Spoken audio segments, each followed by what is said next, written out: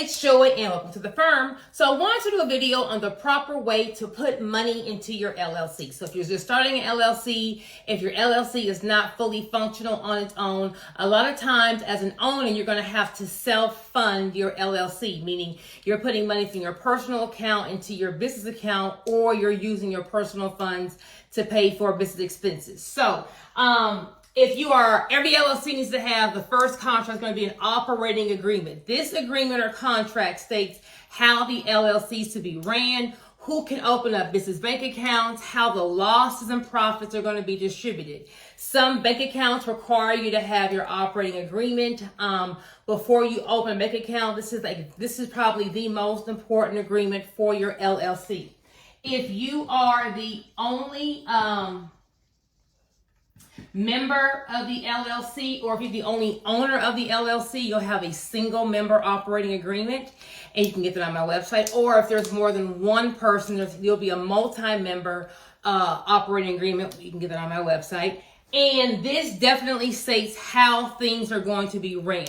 If there is more than one member of the LLC, you definitely need this agreement, because this is going to be kind of like your partnership agreement. It's going to kind of really explain how things are going to be ran, profits, loss, the business.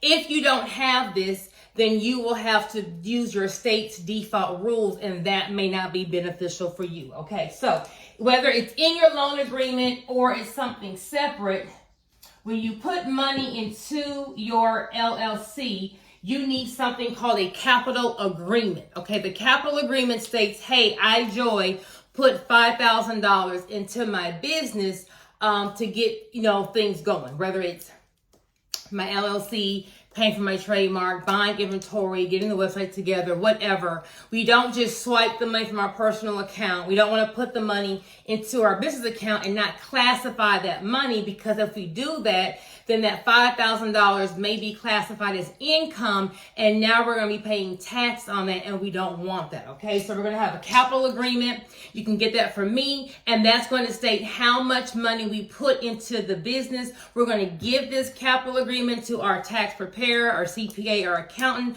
so they can classify this income. Now, after I run through that $5,000, because as a business, it always takes money, and I have to go put more money into the business, I'm going to have an LLC loan agreement, okay? This is saying that Joy is loaning Joy's Lashes LLC $5,000, okay? Once again, by having this LLC loan agreement, that money will not be classified as income, so I'm not paying taxes. I'm just putting the money into the bank account, and the LLC, once it starts making money, can then pay back me for this loan, and that may also work as a tax deduction. Talk to your tax professional. So, operating agreement, you must have. Capital agreement, when you first put that initial money into the business. Also, your capital agreement can include, if you're doing other things, like I'm an attorney, let's just say we're doing all the legal work, that can be a capital contribution. If I own real estate and I'm saying, hey, our business can be here, I won't charge you rent, that could be a capital contribution. So our capital contribution agreement is what we're going to have second. And then last but not least, as you continue to put money into your LLC, it needs to be documented with an LLC loan agreement. Okay? If you have any questions on these documents, or you're wanting to get these documents, DM me.